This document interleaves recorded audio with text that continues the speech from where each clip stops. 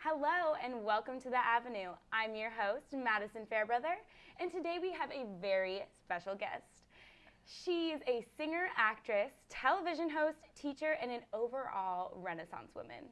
Please give a big hello to Kathy Hawley. Oh, Madison, I want a copy of that. That's great. Thank you for all those wonderful things. I just consider myself normal. No, thank you so much for joining us. You're welcome. Yeah, you're such an accomplished woman. You wear many hats, and out of all the things that you do, what's your favorite? Well, when you said, singing, actress, teacher, da-da-da-da, and of course it's all related to the singing and acting. When I teach children performing arts and music in a school. And I started after I was on the road and came off the road, and the music business has changed a lot since I started. And I won't go back too far, but I did start when folk music was really big. Oh, wow. And what is my favorite thing is I have an acting background. I studied acting from the age of 6. And all I wanted to do when I was that young, believe it or not, I kept saying, I want to be a movie star. Well, it didn't quite work out that way. But I could see it. I ended up doing a lot of traveling with my singing because I played guitar and I sang. And then I got onto cruise ships and I adjusted my act to more cabaret using my acting background. But I have done theater. I've done little theater, community theater. And my whole career, I would say, is 75% to 80% singing and clubs and traveling, using my voice and my performing. But the other part of it was, well, most recently, goes back about 10 years now, was Maury Bobro's musical here in San Francisco called Are We Almost There, which was a musical comedy. And I hadn't done a musical in so many years. And it was wonderful because I do it on the weekends, and I was able to adjust my other music schedule, or he was able to use me when I had a gig that was somewhere else. He'd say, that's fine, do the performance next weekend. So what do you call it? Rotation. Yeah. I was one of those people.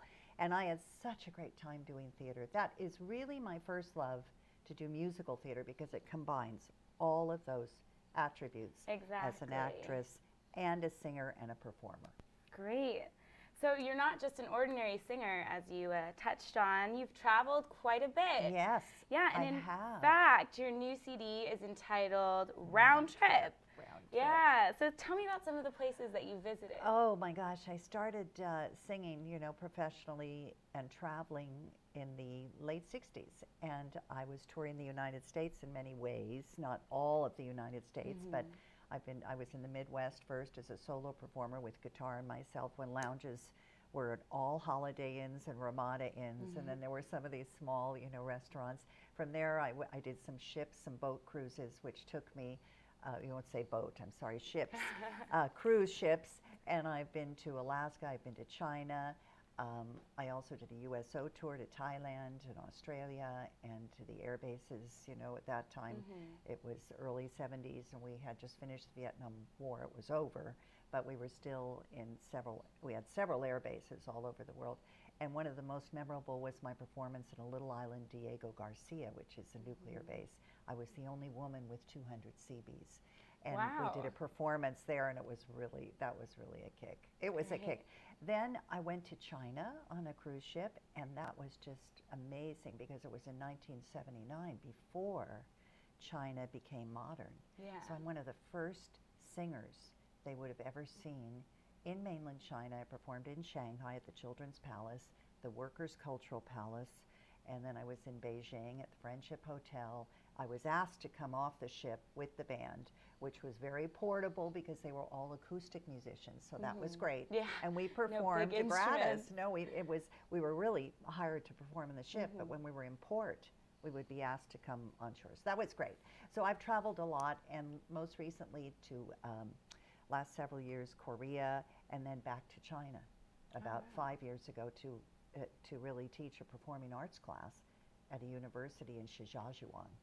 And Beijing was my home port. It had changed quite a bit, believe me. So I'm very fortunate to have traveled. I'm very fortunate. And now in the Bay Area, of course, I do a lot of performing around the Bay Area. Yeah. And I've been to Mexico. I love performing in Mexico. I want to go back. Oh, great. So I met you actually at Pacific Coast Television on your television show Spotlight. Yes. So, who are your special guests coming through? Coming up Yeah. right now, well, I focus on performing artists all over the Bay Area, and I'm lucky enough to meet more people in my business every day, such as yourself. Even Yeah, you're in a definitely. sense, you're a performing artist. So my next guests are a singer, Cara Allen, who's going to be on my show, and she's a Bay Area performer. And then there's another band leader who's going to be on the show. I teach children music 1 day a week, and one of my students has a father in the business, so I'm going to have him on the show. Great. Well, be sure not to miss Kathy Holly on her upcoming episode of Spotlight. You can follow all of Kathy's upcoming events on kathyholly.com. Oh, and I have a newsletter too, so it's better even to email me. Is that up on the screen? No, say your email. Okay, my email is holly7531@aol.com. And that's because that's where I really can let you know where I'm going to be performing. I'm going to be at Jeanne d'Arc, a French restaurant, for New Year's Eve, Christmas Eve, and tonight I have an open mic that I produce at Utopia Cafe in Chinatown here in San Francisco. Come on, singers, come on in.